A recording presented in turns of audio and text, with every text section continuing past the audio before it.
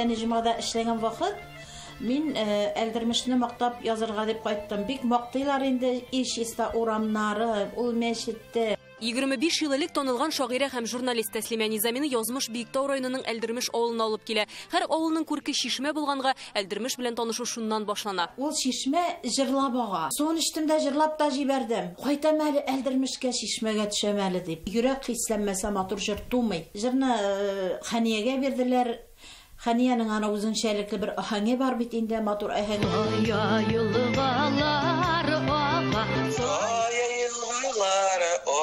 Хания Фәрхи композитор Урал Рәшитовка мөрәҗәгать иткән. Сүзләре бар, көе дә якынча билгеле. Бер төндә шушы җырны язып бирә аласыңмы дип. Гаридым шул якларга, мәтәм утверждай.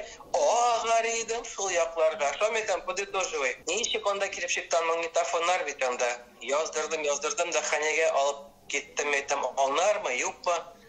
Мәтәм аңламастыр инде изейде. Хания бер тыңлау булды, әйтә. За хвост ты удачу поймал, ди. Точно, что надо было, ди. Җырны Хания Фәрхи җырлый башлый. Әлдермеш авылында бөтен Татарстанга таныла. Бүген аны белмәгән татар юк. Әлдермешнең үзендә инде 25 ел буе бер сабан туеда әлеге җырдан башка узмый. Беләсезме ул җырны? Беләм. Кем җырлый аны? Хания Фәрхи. Әлбәттә беләбез, күптәннән беләбез. Бик матур җыр. Әлдермеш авылы турында. Балачактан ук тыңлаган бар, әти-әниләрдән тыңлый. Бик моңлы җыр. Әлдермешкә кайтам әле, Әлдермешкә. Шишмәгә төшәм әле, шишмәгә төшәм әле. Клипны август айында төшерсәләр дә, ул көнне нәкъ менә бүгенге кебек салкынча һава торышы була икән. Истән яңгыр явып тора, кояш та артык елмаймый, әмма клипны караган кешеләрдә һич тә андый хис тумый. Моның үз сере бар икән. Бераз яңгыр ява, артык кояшлы көн түгел иде, ләкин балаларны шушы җырның эчтәлегенә туры китереп, җәйге киемнән төшердек инде ул вакытта.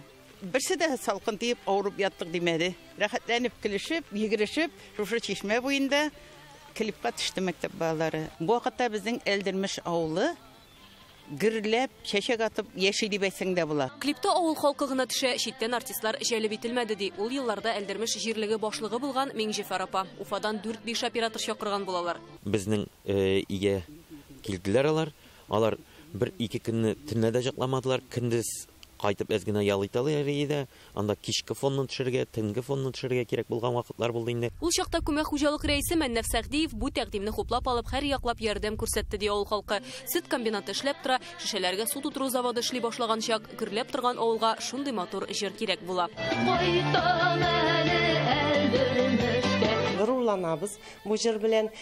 Әле күптән түгел генә капка төбе уены бездә шушы җырга багышланган капка төбе уеннары булып үтте. Анда 70-75 яшьлек әбидән алып 5 яшьлек балага хәтлек катнашты. Бүген дә җыр авыл яшәешенең аерылгысыз бер өлеше. Балалар аны бакчадан ук өйрәнә.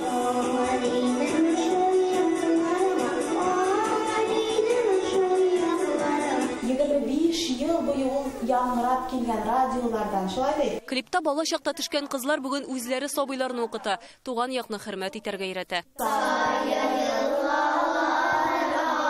Әлдермешкә кайтам әле җыры аша без балаларга туган якка мәхәббәт тәрбиялибез. Менә мин үзем дә күп еллар элек шул клипта катнаштым. Балалар белән без тау башыннан йөгереп төштек, экскурсиягә барган шикелле итеп күрсәттек клипта.